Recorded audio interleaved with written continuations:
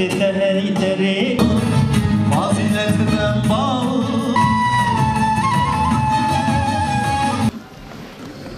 لقد صدق الله رسوله الرؤيا بالحق لتدخلن المسجد الحرام إن شاء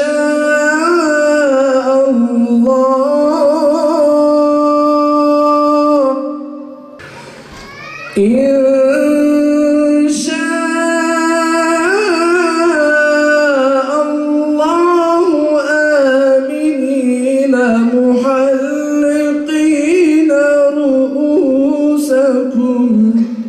رؤوسكم ومقصرين لا تخافون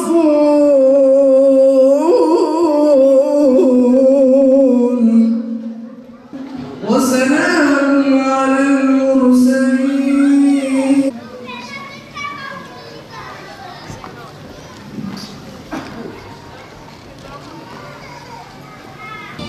Doğrulukla istikameti hayatının her döneminde İslam davasının hizmetine sunmuştur. Hazreti Peygamber sallallahu aleyhi ve sellemin akrabalarını İslam'a davet ettiği günlerde kim bana destek olacak diye sorduğunda henüz 13 yaşında ben ya Resulallah diyen bir istikamettir Hazreti Ali.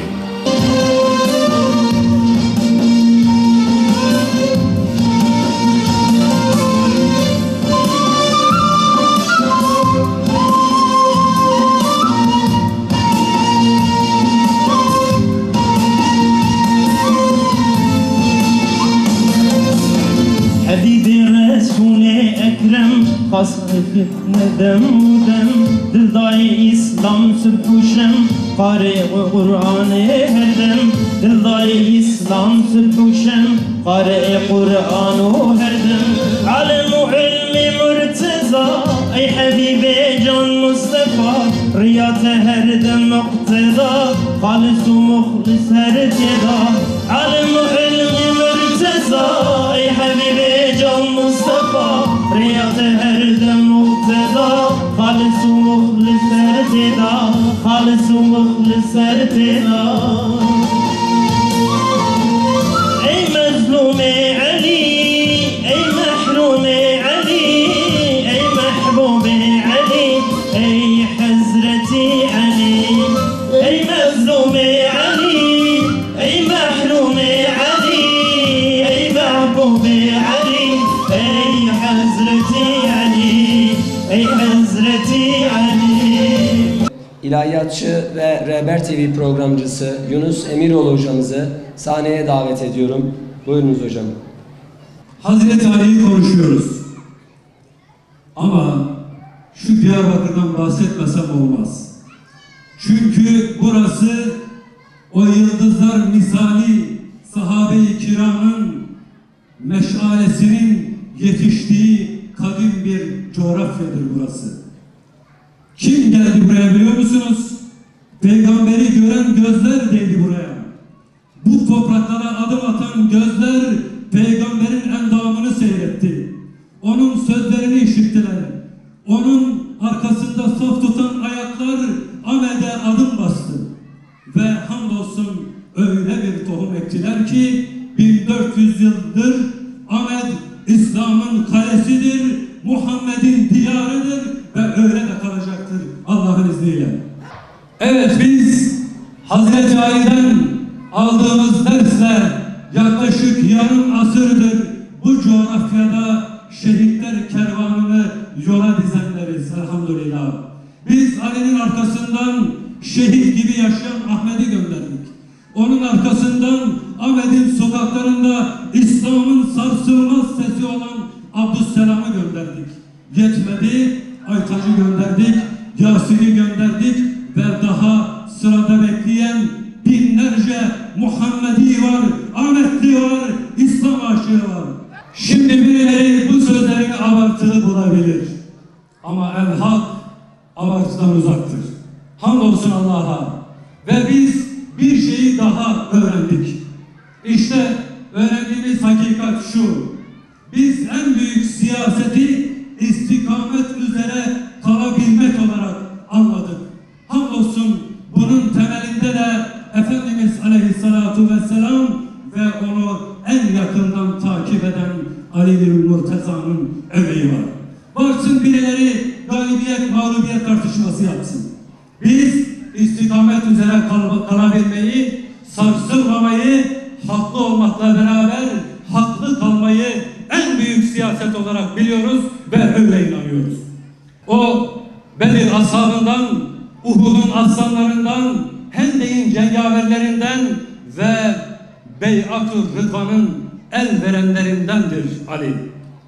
Ali, hayatını şehadetle taşlandıran, emsalsiz bir yönetim anlayışı ortaya koyan, muhteşem, mükemmel bir liderdir, bir önderdir Hazreti Ali.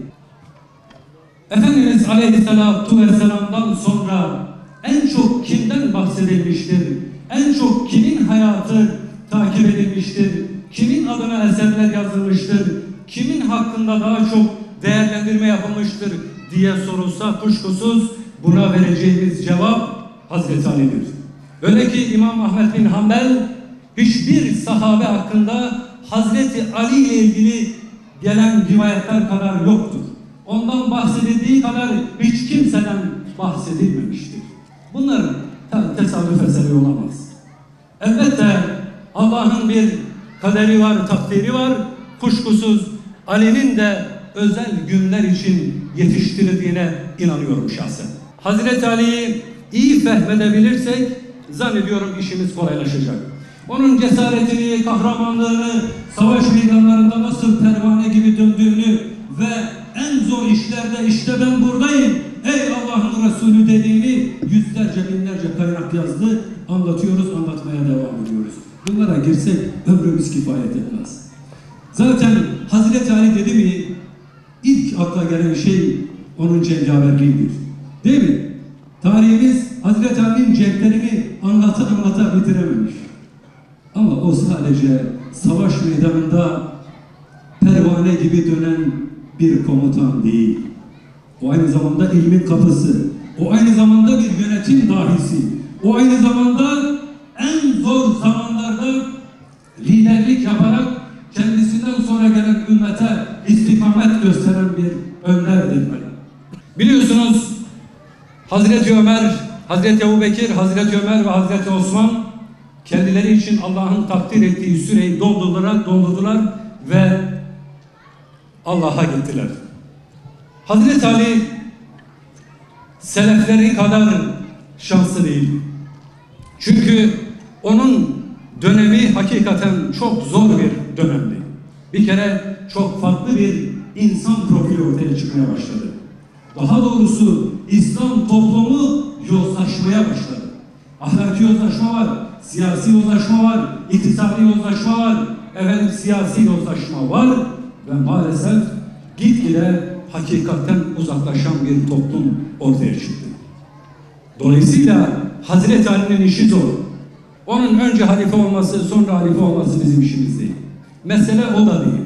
Mesele karşılaştığı zorluklar karşısında nasıl bir tavır ortaya koydu, onu fehmetmek. Hazreti Ali Sıffir'e giderken zırhını kaybediyor.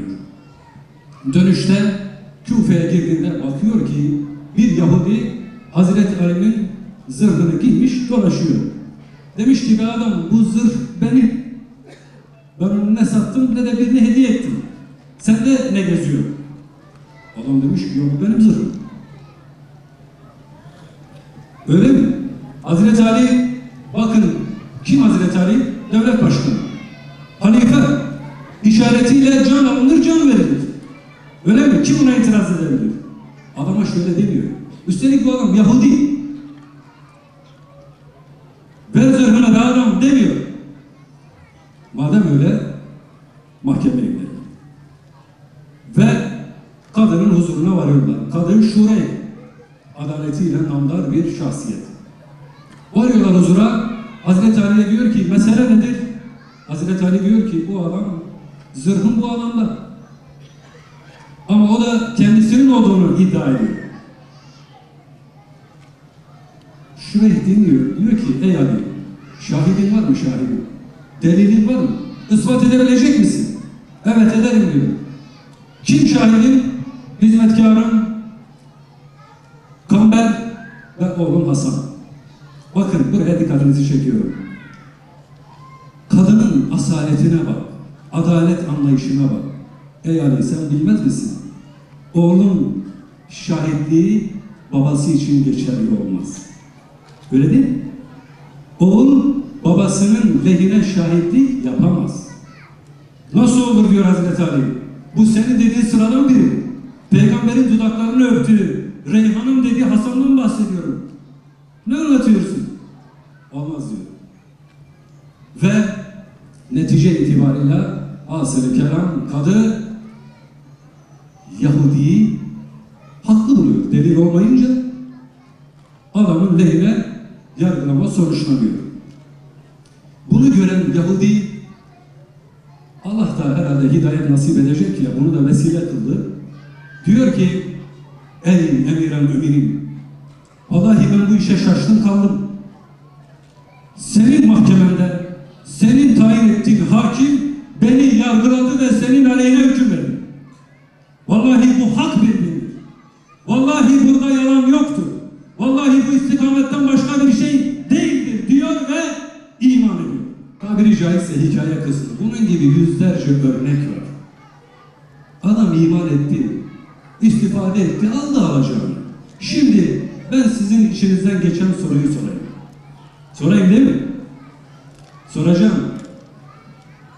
Şimdi İslam ülkelerini idare edenler, cumhurbaşkanları, başbakanlar, bu memlekette dahil, Allah aşkına kendi mahkemenizde, kendinizin tayin ettiği hakimin huzurunda yargılamayı herhangi bir imtiyaz olmaksızın kabul eder misiniz, etmez misiniz? Bu cesaret işidir. Onu bırak, adam dokunulmaz. Öyle bir zırhla kuşatmışlar ki yargılanamaz, sorgulanamaz, dokunulamaz. Şimdi siz mi bize adalet öğreteceksiniz? Sen daha yargılama, hakimin huzuruna çıkmaya cesaret edemiyorsun. Niye edemiyorsun? Bir hakikat daha ortaya çıktı. Demek ki sen kurduğun sistemin adil bir sistem olduğuna inanmıyorsun. Ama benim gibi garibanı, kimsesizi, dayısı olmayanı da 25 sene içeride çürütürsün. Sonra da adaletten dem vurursun, nara atarsın. Hadi oradan. Kim inanır size? Kim inanır burada adil bir yönetim olduğuna? Ben inanmıyorum. İnanan varsa önüne çıksın. Şimdi mesele şu, aziz kardeşim. Sistem arızalıysa buradan adalet çıkmaz. Senin sisteminin dayandığı dinamik Kopenhag kriterlerinin dinamikleri. Biz Hira'nın kriterlerini istiyoruz. Varsa cesaretiniz koyarsınız ortaya. Eğer adaletten bahsedeceksek böyle anlamamız lazım. Ama sen kendi mahkemende bile yargılamaya cesaret edemezken gariban, kimi kimsesi olmayan ama sırf Allah dediği için 25 yıldır zindanlarda ömür tüketen insanlar için tek bir adım atmıyorsun. Ondan sonra da kurdun kuzu kaçırmasından, adaletten bahsediyorsun. Eyvah! Eyvah! Yönetim sadece oy alıp saraylarda oturmak değildir aziz kardeşim. İdarecilik böyle bir şey. Eğer Ali'yi anlayacaksak işe buradan başlamamız lazım. Mevade heja nesli sahaba dinava insan adı tariha insaniyet dedi nesleki mucizeviye hene ulemay İslam dibejin delila nübüvveta peygamberi İslam'ı Kur'an'a piroze u delila muciza Kur'an'a pirozji nesli sahabayı yani nesli sahaba jibo delila nübüvveti nesleki her il peşi çünkü bir وی نسلی قرآن پیروز امرو نهی کج آسمانا سربرجه دی ارده دبون دی تشبیه دی خطانه بی وکی شرید فلیمه کی دی جیانا خود بکار آنینه نسل گو علم زیوران دن عمل دی تاریخ انسانیت دی و دی واری دی گلکی حساس بون نسل صحابانه جمل بیه که اف نسل گو دی مکتبا وحیه دی مزم بونه براستی جی دناوا انسانیت دی حتی مرف دکاری بیجی جبو انسانیت جبو گل مسلمان اسوة الحسنه لولا اف نسل ریامه رونی کریه بردان و برخدان دی نسلی ایلو پیشرو جاها ام رونی بکن گلی برا حضرت علی جبو کو مروی فهم بکی فهم کرنا علی هم راحت هم جیزوره چما؟ چونکی فهم کرنا علی ancak bu Kur'an'ı haşru neşirbin bi ilmi İslam'ır haşru neşirbin em Ali fehmbikin zor fehmkirna Ali çünkü Ali deriyaki jibo guan vi deriyayı fehmbikin lazım disa an Kur'an u sünnete baş bizandırı dünya Hazreti Ali'di dünya Peygamber aleyhissalatu vesselam'dı Ali Esedullah برای رسول الله اسد الغالب مرتضای زوای رسول الله باب اهل بیت رسول الله دی تبوکیدی هارون جی موسی رجبو دی تبوکیدی علی جی پیغمبر علیه السلام ره اول لمدینه برای پیغمبر علی بو نائب پیغمبر علیه السلام بو 28 سال جانوی به پیغمبر درباس بویه علی دما پیغمبر علیه السلام سمبولا تسلیمیت بو سمبولا سلامت بو سمبولا فداکاری بو سمبولا استقامت بو دما هر سی خلیفه بلیافه علی سمبولا وحدت بو علی سمبولا سلامت وقار و استقامت بو هر سه خلیفاجی ده سردما خلیفتی آفادی ده گلک آخافتنا ده بیروان پرتوک تاریخ قید کریه ده بیجین هگر نباب حسن با امی